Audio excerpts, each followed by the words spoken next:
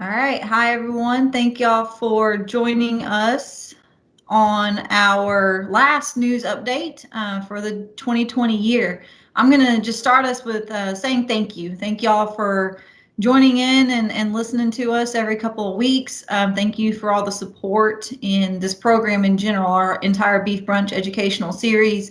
Our views and numbers have grown tremendously since we started this back in April. And we're excited. We're excited in general about the program, and we hope to continue it all through 2021. I know we are already getting our webinars lined up. And so I'm excited about the speakers and the topics that we have coming to y'all after the beginning of the year, and we'll get all of that updated online as soon as possible. So we're going to keep with our traditional sequence here, and I'm going to go ahead and let Lee kick us off with our field and status update in North Louisiana. Thank you, Ashley. Glad to be with you all today. As far as our fields condition, cattle condition up in the northern half of the state, northwest area for sure, it's been fairly cold and wet. We've had several days that the temperature was biting, to say the least, and we've had some rain events move through. Moisture is not an issue right now. Most folks have got plenty of moisture there on their soils. Things are wet out there right now, starting to turn kind of boggy in hay feeding areas or feeding areas, that general wintertime look. A lot of people are starting to move their hay feeding areas now and trying to avoid the mud as possible. Our ryegrass is looking good. We've been talking about it for the last 2 or 3 updates, I know, but we continue to see good ryegrass growth. The cold weather's holding it back just a little up here, but it's not terribly bad.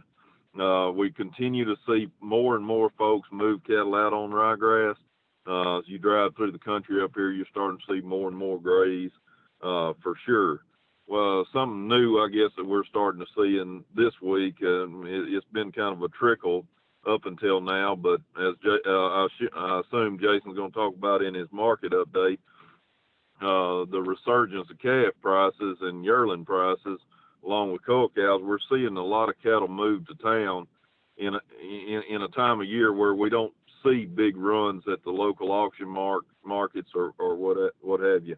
We're seeing a lot of preconditioned cattle calves that were weaned back in August, September, October or so.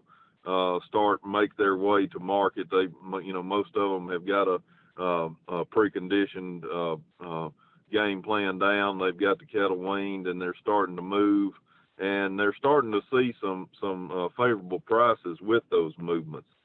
In turn, we're seeing a lot of people in our part of the world that are looking to buy some cattle, looking either to feed some excess hay. We've talked several times in this report about how much hay there was, and they're baled this summer in our part of the country, and a lot of people are kind of looking around at their hay piles and in their barns and seeing how much hay they truly have, and starting to wonder if there's a way that they can capitalize on this, or they planted ryegrass and it's doing better than average, and they're starting to look at ways they can take advantage of this. And so we're seeing some producers, it's kind of up to the individual operation. We're seeing a lot buy cull cows, preferably bred cows or pairs. And we're also seeing some folks get into the light calf business. When I say light, 500 or below, they've been seeing some value and some lower prices on those lighter weight classes of cattle. So we're seeing a lot of that movement, and in turn, that's creating a little bit of demand there. Talked to a guy the other day that has been buying some cull cows, turn out on some ryegrass, and just hoping to flip a little profit this spring. And he was commenting on the fact that he's had a bit of a tough time picking up those deals like he was just a month ago. So the market's definitely more favorable on that, but not for the buyer, I guess you would say. And the last comment I'm going to make, we're seeing a ton of this. People are semen testing bulls, kind of getting ready for that, breeding those fall calving cows. Some have already got them turned out, those that calve earlier in the fall, but the balance will be having it on their minds between now and the first of the year, a little bit on into January. So talked to a veterinary friend of ours the other day, and he said that's all he's been doing for the last 2 weeks is performing breeding soundness exams on bulls. And we talked about it in the updates and, of course, on our Beef Brunch webinars about the importance of performing BSCs on those bulls before you turn them out. That can make a major difference in your operation for sure. I'm going to close out with saying that how much we appreciate all of you, like Ashley said, and I want to wish you all a Merry Christmas and a Happy New Year. Look forward to visiting with you guys in 2021. That's all I've got, Ashley. All right, thank you, sir. Vince, I know we were saying just before we started recording that it was sunshine, rain. So how's everything looking down there, and what all do you have for us today?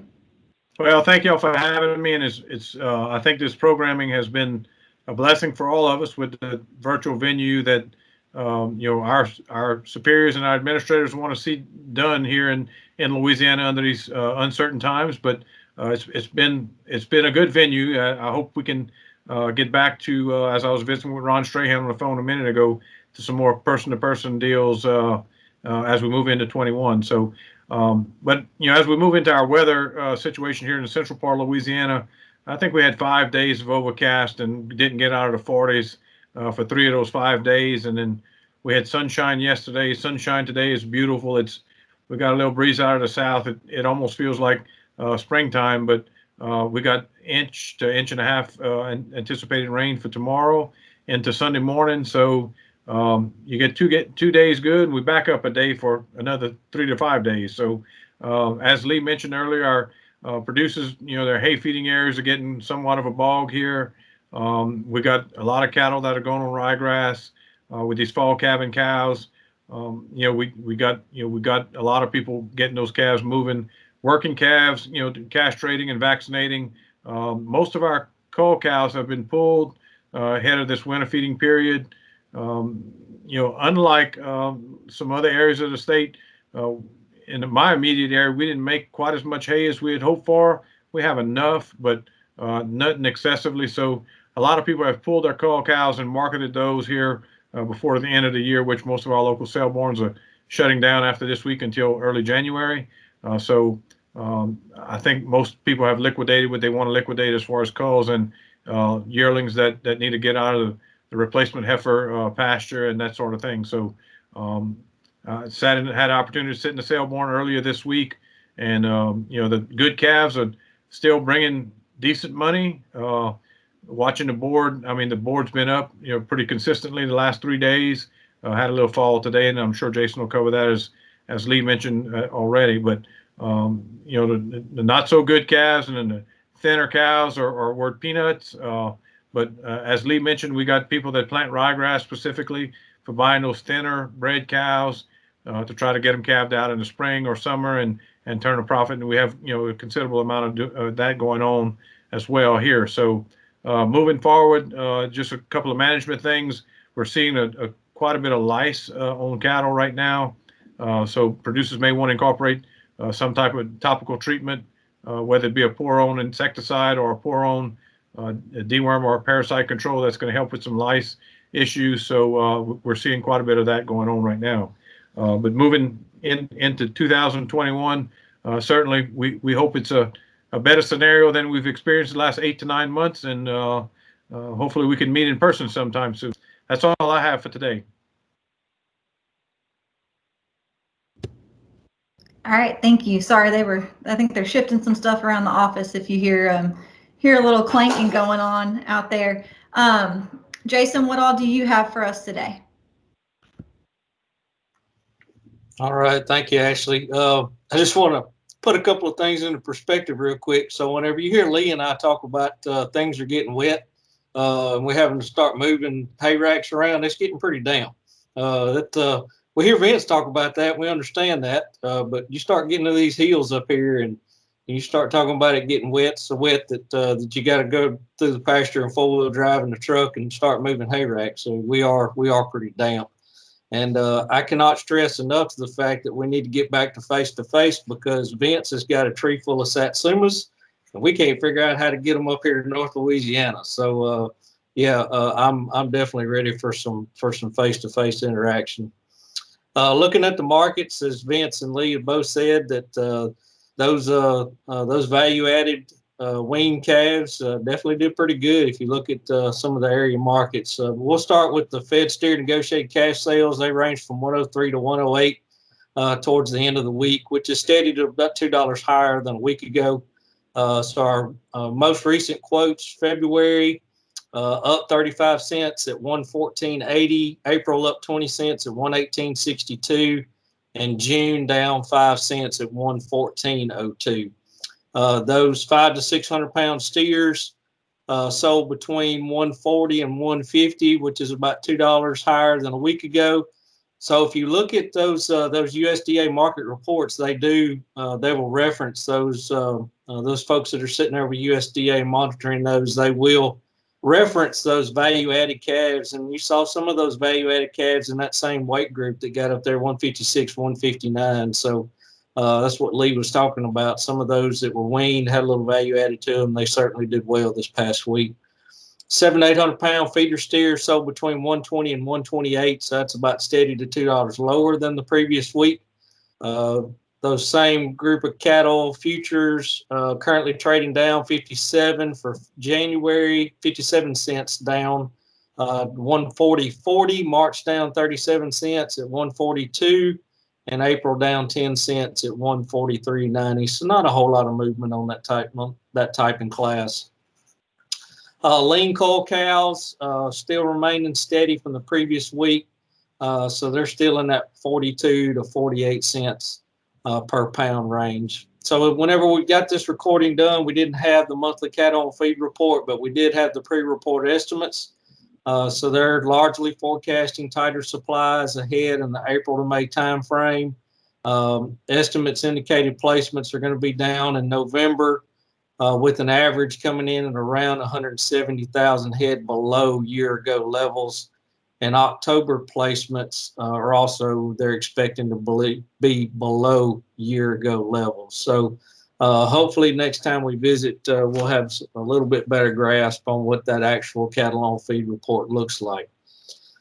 So Vince and I have been talking on and off this week about feedstuffs. And if any of y'all follow feedstuffs, if you try to purchase feedstuffs, you know what those markets are doing. It's gotten quite frustrating at trying to find some of those.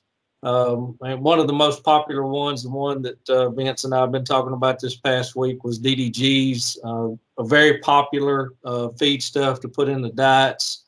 Has historically been very economical. Even for us to get it delivered down here in the South has been pretty a very economical feedstuff to consider. But with travel across the U.S. being at lower levels because of COVID, the ethanol production U.S. wide is down. So what that means to us is not as much dry distillers grains as on the market. And whenever you have less supply, but the demand is still there, we know that what that does to our prices. So today, looking at the markets, what I want to do is just try to put it into perspective in terms of where we were this time last year.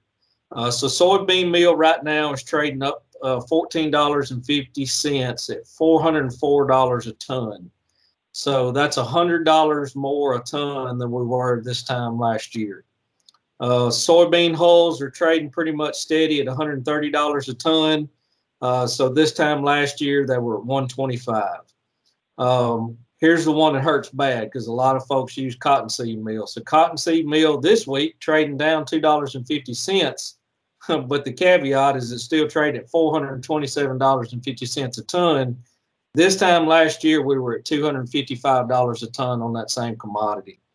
Whole cottonseed trading $5 up, $265. So last year, $185 a ton. Rice bran steady at $125, steady for the year, $125. Corn gluten feed meal. So that's the 40% protein. Don't get that one confused with corn gluten feed. This is the corn gluten meal, trading up $10 at $6.35. So that same commodity this time last year was trading at $4.70. $6.35 to $4.70. So huge difference in that one. So we were just talking about a while ago DDGs. So DDGs are still up in the markets. They went up this past week another $11. So we're at $212.50. This time last year we were at $145. Corn trading up 5 cents a bushel at $4.42 a bushel. This time last year we were at $3.89. So whenever we start talking to guys about trying to add value on farm and feeding a little bit, that gets kind of a hard pill to swallow whenever you start looking at some of these commodities. Good thing is we got a lot of folks in the South that feed rice bran and soybean hulls, and they have remained pretty steady, thank goodness. But some of these other commodities that we add in there to try to get some energy or some added protein, that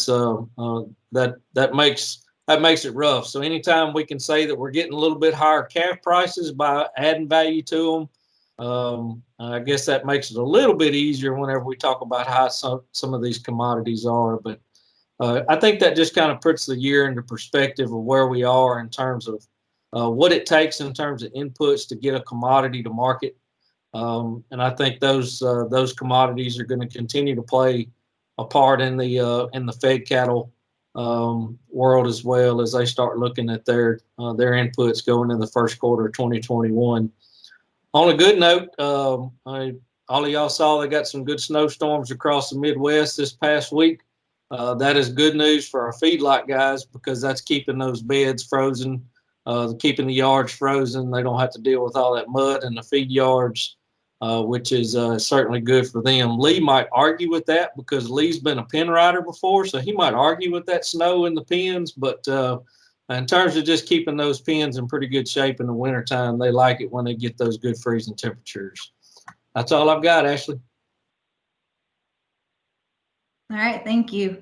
I was on the phone with one of my grandpas last night. He's a retired ranch manager in the Panhandle and then North Central Texas, so outside of the Dallas-Fort Worth area. And every time I talked to him, he said, "How wet is it? Are the cows stinking all the way up to their hocks or not?" And I said, "Well, some of the calves might be in some of those feed areas, but it's just very different environment compared to where I grew up and how he's used to raising cattle." And that's the question he gives me all the time is, "Can you send me some rain, and how wet is it?" So driving around the Northeast region today, I saw quite a few big old mud holes and some calves trying to get into the hay, and some cows had busted some fence, and I had one cow per hay bale going there in one little spot. So we hope that you all have a wonderful, wonderful holiday.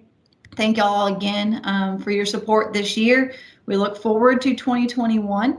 And we will be back with you the first week of January. I believe January 5th will be our next news update. So have a Merry Christmas and a Happy New Year.